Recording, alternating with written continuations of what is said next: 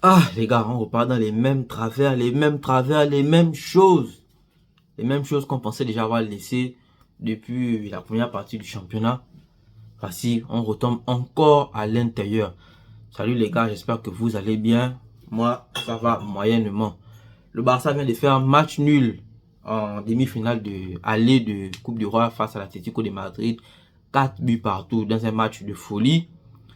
Un match où il y a beaucoup à en dire. Mais avant, frère, si tu passes ici pour la première fois, n'hésite pas à t'abonner. Tu mets un like, tu mets un commentaire, tu mets un j'aime. Bref, j'ai fait le contenu sur le Barça et le Real.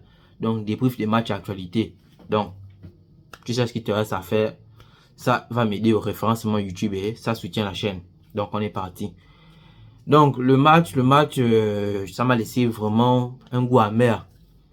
Pas parce qu'on a fait match nul, mais parce que le Barça avait suffisamment d'outils, suffisamment de talent, de capacité, de possibilités de remporter ce match.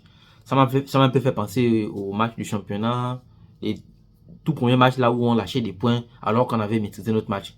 C'est vrai au tout début de la rencontre, on a encaissé 2 buts très rapidement. Bon, ça aussi, ça m'a rappelé les mauvais souvenirs du passé sur Xavi, là où les débuts de mi-temps, c'était toujours compliqué. Soit c'est le début de la première mi-temps qui est compliqué, soit ça va être un début de deuxième mi-temps. Je me suis dit, ah, est-ce qu'avec les 2 buts qu'on vient d'encaisser, on va réussir à faire quelque chose? Et surtout que pour ce match, on a commencé avec Ferran Torres à la pointe de l'attaque. Je ne dis pas que Lewandowski, ça aurait changé radicalement l'issue du match. Mais on sait que notre titulaire et la personne qui tourne le mieux à ce poste, ça reste Lewandowski. C'est vrai que Ferran Torres a fait des superbes entrées dans les derniers matchs. Mais n'empêche que là, on jouait une demi-finale de Coupe du Roi. C'est vrai qu'elle se joue en aller-retour. Mais je trouve que au niveau d'un Flick et au niveau du Barça, de façon générale, on n'a pas suffisamment respecté, pas l'Atlético de Madrid, mais on n'a pas suffisamment respecté la compétition, respecté le stade de la compétition euh, là où nous sommes actuellement. C'est-à-dire nous sommes déjà en demi-finale à ce niveau de la compétition. Tout doit être carré. On doit jouer avec notre âme sur le terrain en fait. On ne peut pas jouer ce match avec de la négligence comme on l'a fait après avoir mené au score. Parce que le Barça qui est mené 2-0, c'est pas le même Barça qu'on retrouve quand on mène 4-2. C'est plus le même Barça les gars. Et ça, c'est pas du tout normal.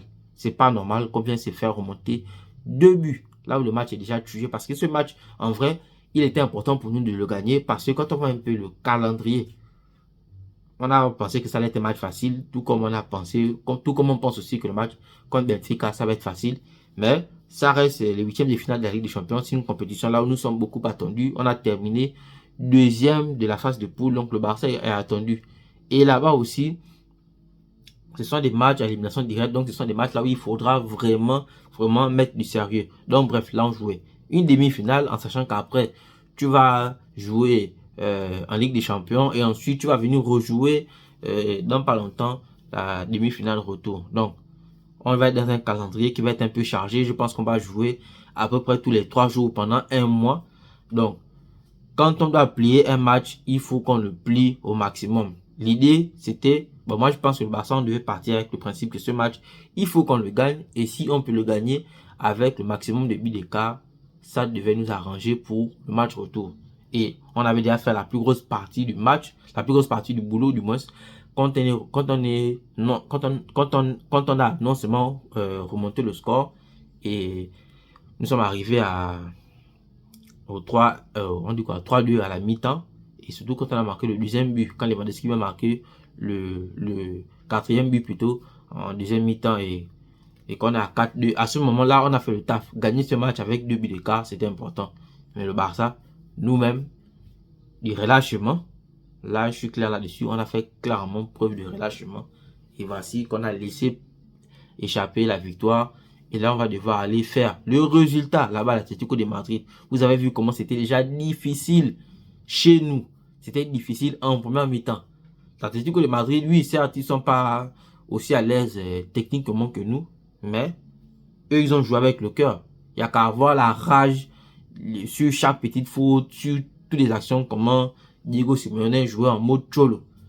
Et toute l'équipe a joué avec cette même rage en fait. Là, je parle du côté de l'Atlético de Madrid. Et ça, on n'a pas retrouvé ça chez nous. Nous, on a abordé ça comme si c'était un simple match de championnat ou si c'était un match de préparation. Et c'est pas normal, c'est pas normal. C'est vraiment pas normal. Là, j'ai même du mal à rentrer dans les aspects du match parce que je suis encore sous le choc de de, de- du mauvais résultat qu'on a proposé dans cette rencontre, en sachant que cette rencontre, on l'a maîtrisée, pas de bout en bout, mais on l'a plus ou moins maîtrisé. On a su élever notre niveau en première mi-temps quand on était mené à 2-0. Le Barça a su élever le niveau de jeu. C'est vrai que on part à la mi-temps en menant 3-2 avec juste un but dans le jeu, avec encore une masterclass de la part de Pedri et 2 buts marqués sur corner. Mais n'empêche que le Barça a montré qu'ils avaient du répondant. Le Barça a montré qu'il pouvait renverser la vapeur. Ça, c'est la chose que je veux retenir. Voici pourquoi au match retour, je n'ai pas, au moment où je tourne cette vidéo, je n'ai pas d'inquiétude. Mais je trouve juste ça dommage du fait qu'on aurait pu déjà assurer, bon, c'est une façon de parler, on aurait pu déjà assurer la qualif pour la finale dans notre stade. Mais là, il va falloir aller sortir un gros match. Je sais qu'on a les capacités pour ça, je n'en doute pas. Et les Madrilènes qui passeront dans la vidéo, vous pouvez enregistrer. Je suis sûr que le Barça va se qualifier et on va faire un gros match. On va gagner avec un large score là-bas. Mais les gars, ça aurait été mieux qu'on le fasse chez nous. Et on passe à autre chose. On se préparait tranquillement pour notre match de Ligue des Champions. Mais bref, on va essayer de rentrer un peu dans cette rencontre. Et on va pas rentrer sur tous les aspects tactiques, tout ça. Non, on va juste tirer les points positifs et les points négatifs. Dans les points positifs, le premier gros point positif que je retiens, ça va être la performance de Pedri, les gars. On va pas se mentir, Pedri, il est vraiment sur une autre planète en ce moment. Actuellement, je sais pas comment le mec fait, mais je sais pas ce qu'il a mangé, quelles chaussures il porte, mais sérieux, à un moment, j'ai l'impression de voir Iniesta Prime sur le terrain. Pedri est vraiment justesse de passe. Il marque le but qui relance la rencontre. Du moins, s'il nous permet de revenir à 2-1. Et ça galvanise les autres. Le nombre de bijoux, de passes que Pedri a délivré, la façon dont il a gardé le ballon, la façon dont il a distillé le ballon, non. C'était vraiment une masterclass la passe de Pedri. Ça, c'est vraiment le gros point positif que je vais tirer dans ce match. Et je peux dire peut-être même l'un des seuls points positifs. Après aussi, je vais tirer le point positif Lewandowski. Parce que, comme j'ai toujours dit, moi, Lewandowski, je n'attends pas de lui qu'il soit celui qui va participer au jeu, qu'il soit celui qui va délivrer des caviars, des passes, des déviations, non. Il est pointeur au Barça. Son job, c'est de lui mettre au moins un but par match. Il est rentré en deuxième mi-temps. Je pense que c'est sa première occasion qu'il a eue. Il nous a marqué le but. Certes, après, il y a eu une autre occasion là où il aurait pu marquer, mais n'empêche que dans ce match, Lewandowski, il nous a mis un but. Quand tu vas voir un mec comme Ferran Torres, qui a été inexistant en première mi-temps. C'est vrai que Torres, je ne sais pas si c'est le profil qui est bon quand il est remplaçant, mais Ferran Torres titulaire, surtout pour un match comme celui-là, je pense que c'était pas la bonne décision.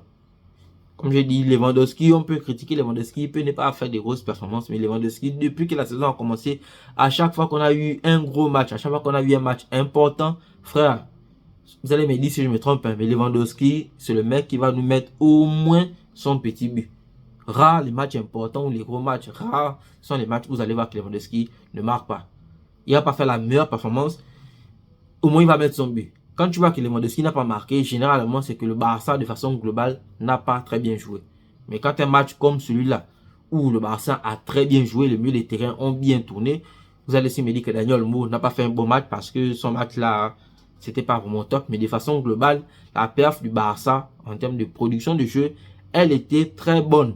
Un match comme ça, si Lewandowski a commencé, il y a moyen qu'en première mi-temps, Lewandowski marque. Ferran Torres, vous avez vu l'occasion qu'il a eu.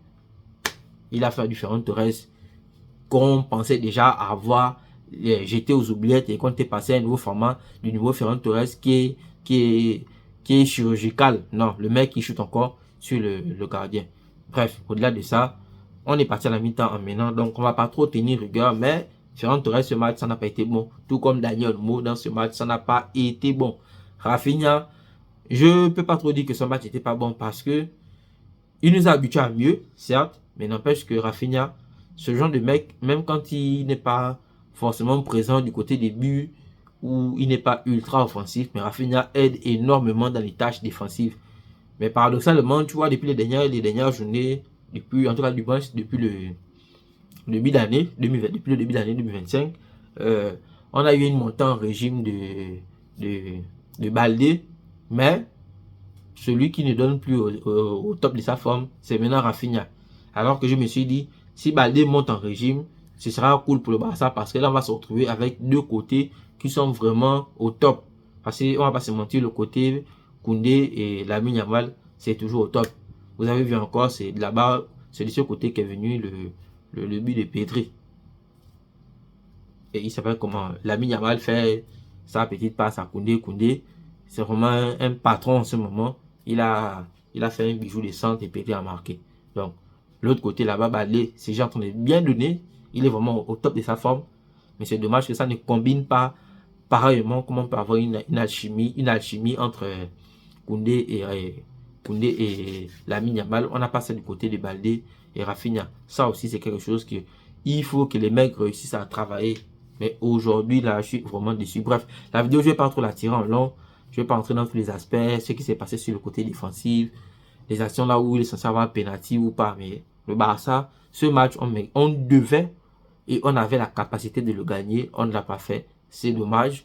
On va devoir aller chercher le résultat à l'Atlético de Madrid. Ça va être plus difficile parce que si eux aussi, avec tout ce qu'on a eu à proposer de façon offensive, les mecs ont pu sortir de là avec un match nul, nous marquer 4 buts. Je ne sais pas si depuis que la saison a commencé, on avait déjà encaissé 4 buts.